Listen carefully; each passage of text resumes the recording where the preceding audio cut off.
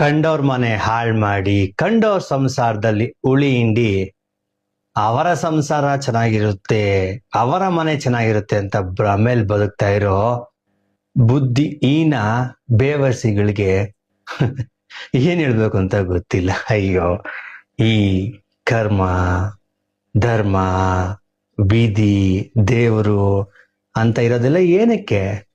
ಇಂಥವ್ರಿಗೆ ಬುದ್ಧಿ ಕಲ್ಸೋದಕ್ಕೆ.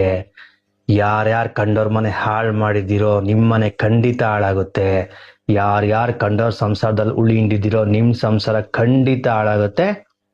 ಬಟ್ ಸ್ವಲ್ಪ ಜಾಸ್ತಿನೇ ಟೈಮ್ ಹಿಡಿಬೋದು ಅಷ್ಟೇ. ಯಾರ್ ಬಿಟ್ರು ಕರ್ಮ ಬಿಡೋದಿಲ್ಲ. ಕಂಡೋರ್ ಮನೆ ಹಾಳ್ ಮಾಡಿ ಕಂಡೋರ್ ಸಂಸಾರದಲ್ಲಿ ಉಳಿ ಹಿಂಡಿ ಅವರ ಸಂಸಾರ ಚೆನ್ನಾಗಿರುತ್ತೆ, ಅವರ ಮನೆ ಚೆನ್ನಾಗಿ